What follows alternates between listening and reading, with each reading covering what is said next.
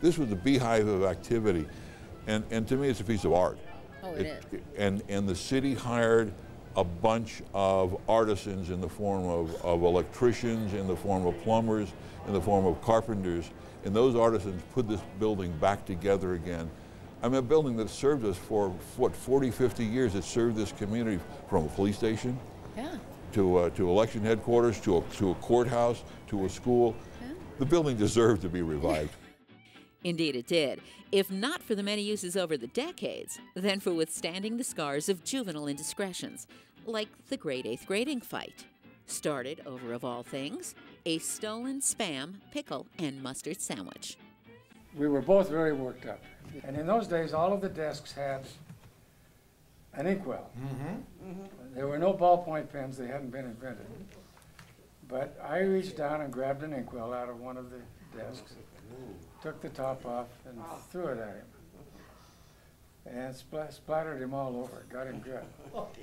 So he reached down and grabbed an inkwell in the desk. We started dancing around the room, and we went through, the two of us, we went through about 6 inkwells each, maybe 7 or even 8.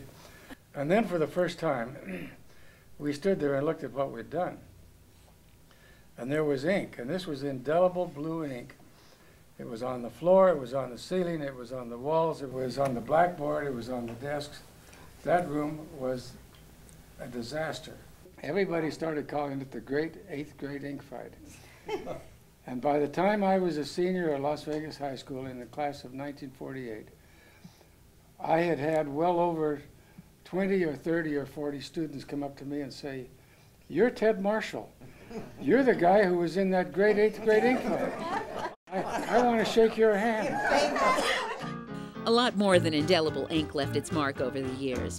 Ceilings were dropped, windows were covered or broken, and there were countless acts of vandalism and numerous fires. And still, whether it was the original craftsmanship or that it was just too rich with memories to go away, the complex survived. This is one of the original classrooms. There was no hole in that wall and no holes down here. This was one room. Closet was at this end, and then just one big classroom here. French doors on this side that opened up to Las Vegas Boulevard. And the top windows, they pivoted open to allow air to come into here, and then those windows up there also open, so you had like a flow-through ventilation through here. Back in 1936, concrete floors was the thing, and you can see this original score pattern here. This was the original floor, still is in pretty good shape. This was all done with hand tools, no saw cut joints like it is today. The patches that you see over here, we did have some concrete that had deteriorated over the last 70 years, and we had to copy the pattern with a saw instead of a hand tool like they did in 1936. You can see the different paint tones there. That's where the ceiling was dropped about 30 years ago or so, where they added some air conditioning above that ceiling, but you can see where they lost the upper windows when they did that.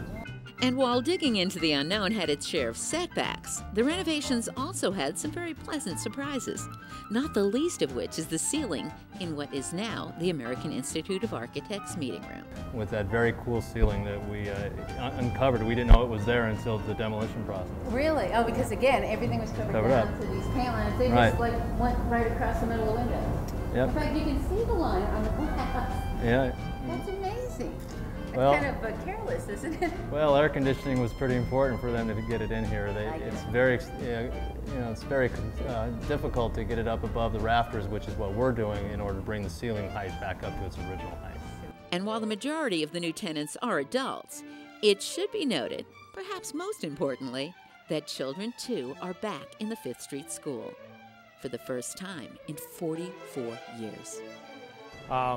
Nevada School of the Arts, which teaches music education for students, violins and pianos primarily. You know, it's just so neat to wander around here and see kids with violin cases and wander out of here in the evenings and listen to the music coming out of the studios and the various practice rooms that they have. So again, to make this a school environment again in that respect is really neat as well. It's impossible to ignore the modern architecture and high-rise buildings that loom almost ominously over this historic treasure. But ironically, it's actually that very progress that's responsible for all that's been preserved at the 5th Street Grammar School. where they can truly say everything old is new again. What redevelopment agencies do is redevelop downtowns. They have a tax base that's based off of the increased growth in a downtown area. So the modern high-rises that we see around this facility have actually paid for the renovation of this facility through the additional taxes that they have generated. And that's one of the really neat things about that. The redevelopment agency was able to put $13.4 million into bringing this school back for a cultural center for downtown. The Las Vegas Grammar School, the Fifth Street School, to me is really an oasis in downtown Las Vegas. You can come here, yes, there are buildings, high-rises all around this, including the wonderful Federal Building. You go to the patio here and you look past and you look around and you look through this Fifth Street School and you see this new architecture and you see this wonderful one-story Mission Revival oasis. This is a gem in the downtown area.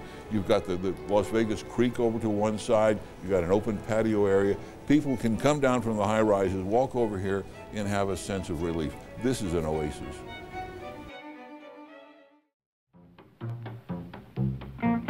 It's fabulous, better than I had expected. The amount of work they put into this is just wonderful, and I really commend the city of Las Vegas. In my judgment, that's going to be the cultural center of Las Vegas, as it was when you were in grad school. I mean, the past is prologue. That's absolutely.